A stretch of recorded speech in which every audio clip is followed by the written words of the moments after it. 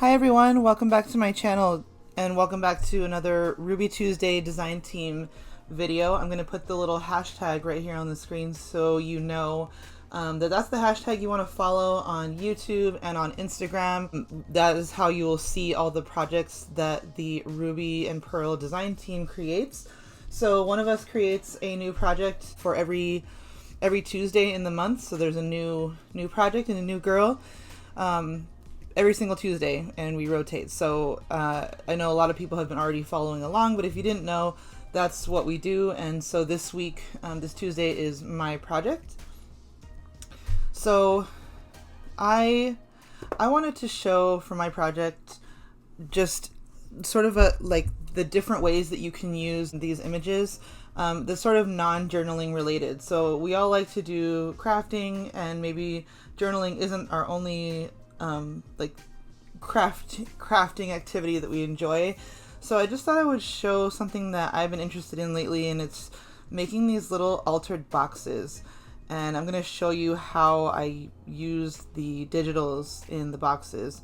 But I'll just talk a little bit about these boxes and what I did, and some little things I learned along the way. And then I have some items here to my right that I'm going to be filling these boxes with, so kind of like the idea of little treasure boxes. And then these will be for sale on my website at some point, and I don't know that information yet, but I'll put it in the description box at the time that this video goes up. These are little pine boxes that you can get from Michael's or Hobby Lobby, or I don't know if Joanne sells them, but I mean your local, those are the local craft stores here. And so I got these at Michael's. As you can see, I've embellished my boxes quite a bit. These are all done by hand with clay, using silicone molds and all sorts of other mixed media materials that I won't really go into at this very moment. I just wanted to explain that you could do this very easily without all of this extra stuff. I just happen to have a lot of mixed media supplies, so I went crazy with my boxes. But you could very easily just buy these little pine boxes from your craft store, throw a coat of acrylic paint on them, or maybe a stain, and then you can do with the digital images what I've done and what I'm about to show you. So this one, and let me just show you, well, I guess you saw in the intro a little more of this box, but this box is this one is a picture frame box. So let me open it up, set this one aside. So it came like with the ability to remove these little things and pop a picture inside. And so what I thought I would do is use this beautiful image from the ballerina kit. I forget the exact name, but I'll put it in the description. But it has all of these little ballet dancers, and it looks like they're dancing ballet outside. There's like a tree here, and it just looks like an outdoor scene. This like looks like a lake here. So I thought that I would create this kind of floral, dark green box to kind of go along with that image. And then I put one of the digital wallpapers on the inside to line the bottom, just to have a really pretty look image on the bottom right when you open the box.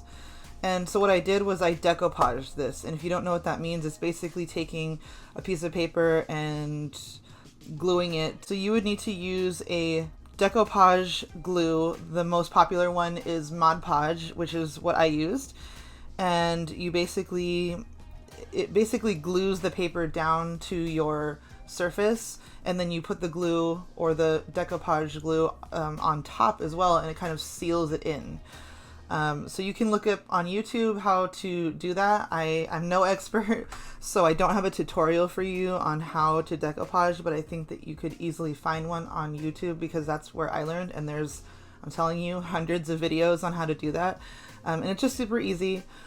But that's what I wanted to show you, is that I used the images outside of the journaling space. I used the images here as a decoupage piece, and decoupage the bottom of this box, and then also in the frame here. So you can just create, you know, special little items like this with those digital images. And What you need to do if you're going to be decoupaging, and I also recommend this for the image on the inside, is you need to have them laser printed. So I got mine laser printed at Staples, my local Staples, and it was super easy and very inexpensive. And you know, I just got a whole bunch of things laser printed, and then I just cut them to size to fit into my boxes. So that's a tip, is make sure it's laser printed, because when you're using the decoupage glue over something that was printed with an inkjet printer, the ink may run. I haven't tried that, but that's what I've learned from other YouTube videos, and laser printing is the way to go.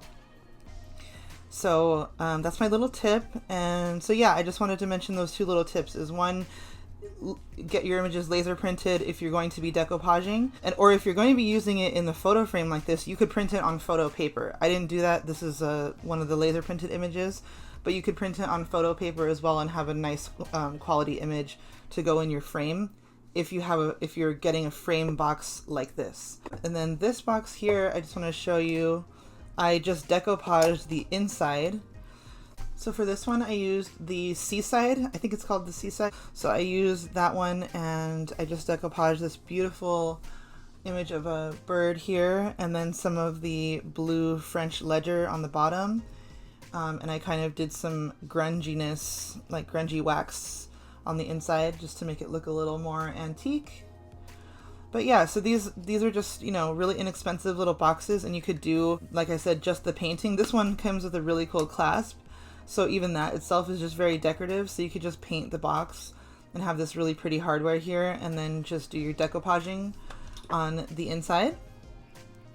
And you could even continue the decoupaging along the sides if you wanted to, but I just thought that this looked really beautiful just as is, and really a really easy way to make your own, I guess, your own little treasure boxes that are one of a kind and unique. So just kind of an inexpensive and fun little craft project to do outside of junk journaling, but still related to junk journaling if you're somebody who likes treasure boxes filled with ephemera and fabrics and little things.